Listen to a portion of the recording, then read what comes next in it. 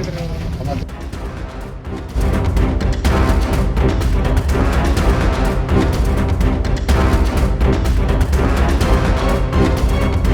ಅದರಲ್ಲಿ ಸೆಲ್ಯೂಡ್ದಲ್ಲಿ ಅವ್ರು ಬರ್ದ ಹಾಕಿದ್ರು ಏನಂತಂದ್ರೆ ಇದು ನಾವು ಮಸೂದಿ ಸಂಬಂಧ ಏನೈತಿ ಲ್ಯಾಂಡ್ ಖರೀದಿ ಮಾಡಿವಿ ಅಂತ. ಆಮೇಲೆ ಇವ್ರು ಪರ್ಮಿಷನ್ ತೊಗೊಂಡ್ರು. ಇಲ್ಲಿ ಮೇಜರ್ಲಿ ಏನೈತಿ ನಮ್ಮ ಲೊಕಾಲಿಟಿ ಹಾರ್ಮೋನ್ ಡಿಸ್ಟರ್ಬ್ ಆಗುತ್ತೆ ಅಂತ, ಪೀಸ್ ಹಾರ್ಮೋನ್ ಡಿಸ್ಟರ್ಬ್ ಆಗುತ್ತೆ ಅಂತ ಎಲ್ಲರೂ ಲೊಕಾಲಿಟಿದವರು ಎಲ್ಲರೂ ಇಲ್ಲಿ ಯಾರು ಇರ್ತಾರ ರೆಸಿಡೆಂಟ್ಸ್ ವಾಪಸ್ ಮಾಡಿದಕ್ಕೆ ಅದು ಏನೈತಿ ರಿಜೆಕ್ಟ್ ಆಯಿತು.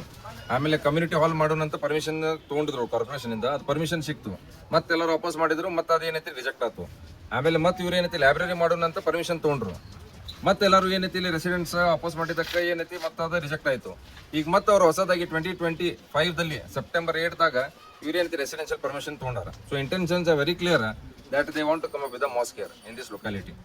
ಹೊಲದ ಮಾಲಕ ಅವನು ಮುಸ್ಲಿಂ ಸಮುದಾಯಕ್ಕೆ ಒಂದು ಪ್ಲಾಟ್ ಅನ್ನು ಕೊಟ್ಟಿದ್ದಾನೆ.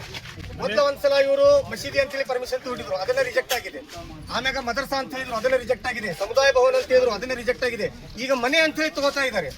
ಅದು ಏನಂತಿದ್ರೆ ಖರೀದಿ ಇರೋದು ಜಮಾತ್ ಹೆಸರಲ್ಲಿ, ಜಮಾತದ ಹೆಸರಲ್ಲಿ ಇರುವಂತ ಇದನ್ನ ಮನೆ ಅಂತ ಹೇಳಿ ಅವ್ರು ಮಾಡ್ಲಿಕ್ಕೆ ಅವ್ರ ಬಯಲಾದಲ್ಲಿ ಇರೋದೇ ಇಲ್ಲ.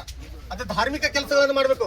ಧಾರ್ಮಿಕ ಇಲ್ಲಿ ಯಾವ್ದಾದ್ರು ಚಟುವಟಿಕೆ ಮಾಡ್ಬೇಕಾದ್ರೆ ಇಲ್ಲಿ ಲೋಕಲ್ ಇರುವಂತ ಎಲ್ಲರದು ಇದರಲ್ಲಿ ಆಕ್ಷೇಪಣೆ ಇದೆ. ಹಂಗಾಗಿ ಆಕ್ಷೇಪಣೆಯನ್ನ ಪರಿಗಣಿಸಿ ಯಾರು ಇದಕ್ಕೆ ಪರ್ಮಿಷನ್ ಕೊಟ್ಟಿದಾರೋ ಆ ಅಧಿಕಾರಿಗಳ ಮೇಲೆ ಮತ್ತು ಇಲ್ಲೇನ ಚಟುವಟಿಕೆ ನಡೀತದೆ ಅದನ್ನು ಸಂಪೂರ್ಣವಾಗಿ ನಿಂದಿರಿಸಬೇಕು.